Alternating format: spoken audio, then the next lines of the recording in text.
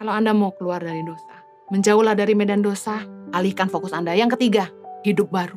Efesus 4 ayat 17-24 dengan judul perikop manusia baru. Kita baca ayat 17. Sebab itu kukatakan dan kutegaskan ini kepadamu di dalam Tuhan. Jangan hidup lagi sama seperti orang-orang yang tidak mengenal Allah, dengan pikirannya yang sia-sia dan pengertiannya yang gelap, jauh dari hidup persekutuan dengan Allah, karena kebodohan yang ada di dalam mereka dan karena kedegilan hati mereka. Ayat 19, perasaan mereka telah tumpul sehingga mereka menyerahkan diri kepada hawa nafsu dan mengerjakan dengan serakah segala macam kecemaran. Ayat 20, tapi kamu bukan demikian.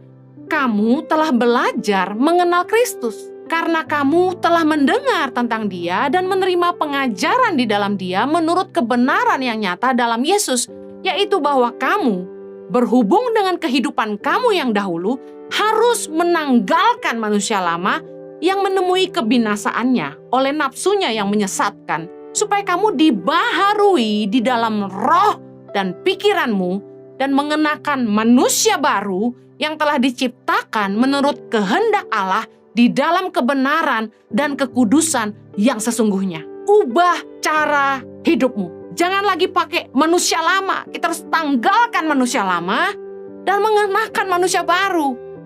Kalau gaya hidup kita tidak berubah, tetap suka berbuat dosa, tetap hidup seperti orang-orang yang tidak mengenal Allah, maka hidup kita akan menjadi sia-sia. Kita tidak menghidupi pertobatan kita. Seringkali di dalam perjalanan kita berubah, kita lebih ingin diterima oleh dunia daripada berkenan kepada Allah. Demi nyenengin orang, takut ditolak teman, takut kehilangan teman, takut gak punya pasangan, kita kompromi dengan dosa. Kita kompromi dengan dunia, cara-cara hidup dunia. Efesus tadi mengajarkan kita tentang bagaimana orang dunia hidup, karena mereka gak kenal Tuhan. Efesus 4 ayat 17-19 bicara soal bagaimana orang-orang yang gak mengenal Allah, mereka hidup dengan pikiran yang sia-sia. Pengertian mereka gelap, jauh dari persekutuan dengan Allah. Dan mereka masih bodoh, hati mereka masih degil, perasaan mereka tumpul. Mereka menyerahkan diri kepada hawa nafsu. Mereka mengerjakan segala macam kecemaran. Dan saya kasih tahu, mereka gak merasa salah. Karena mata hati mereka gak dibukakan. Mereka gak sadar mereka salah. Kita gak bisa menghakimi mereka. Kita harus berdoa buat mereka. Tapi kita yang sudah mengenal Allah, udah gak boleh hidup dengan cara yang sama.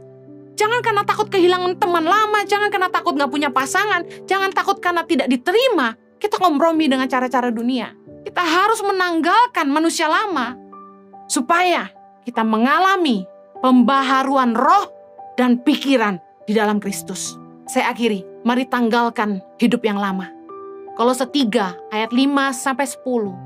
Dengan judul perikop manusia baru. Karena itu, matikanlah dalam dirimu segala sesuatu yang duniawi, yaitu percabulan, kenajisan, hawa nafsu, nafsu jahat, dan juga keserakahan, yang sama dengan penyembahan berhala. Semuanya itu mendatangkan murka Allah atas orang-orang durhaka. Dahulu, kamu juga melakukan hal-hal itu ketika kamu hidup di dalamnya. Ayat 8, tetapi sekarang, buanglah semuanya ini, yaitu marah, geram, kejahatan, fitnah, dan kata-kata kotor yang keluar dari mulutmu. Jangan lagi kamu saling mendustai, karena kamu telah menanggalkan manusia lama serta kelakuannya. Ayat 10, dan telah mengenakan manusia baru yang terus-menerus diperbaharui untuk memperoleh pengetahuan yang benar menurut gambar kaliknya. Saya akhiri gini. Kita harus ubah cara hidup kita. Kalau hidup kita tidak berubah, kita tidak akan pernah mengalami pembaharuan. Waktu kita menyerahkan hidup kita kepada Tuhan dan memilih untuk hidup baru, maka roh Tuhan di dalam batin kita yang akan memimpin hidup kita, mengajar kita untuk mengenal hati Tuhan dan apa yang Tuhan rindukan dalam hidup kita. Kita akan belajar hidup dipimpin oleh roh dan bukan lagi oleh kedagingan kita. Tetapi tanggung jawab kita yang pertama adalah tanggalkan manusia lama. Jangan lagi hidup dengan cara-cara yang lama. Jangan lagi hidup di dalam dosa.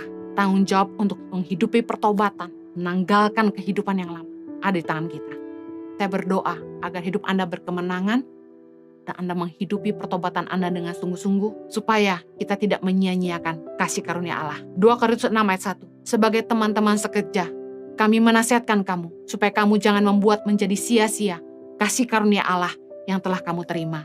Saya berdoa agar Anda memahami firman Tuhan ini, bahwa pengenalan akan Tuhan adalah kasih karunia. Bagaimana Roh Kudus telah memilih kita dan telah menjamah hati kita, sehingga Ia membuka selubung yang menutupi mata hati kita dan kita bisa diinsyafkan dari dosa. Jangan menyia-nyiakan kasih karunia Allah. Hidupi pertobatan kita seperti perintah Yesus. Pergilah dan jangan berbuat dosa lagi mulai dari sekarang. Tuhan memberkati.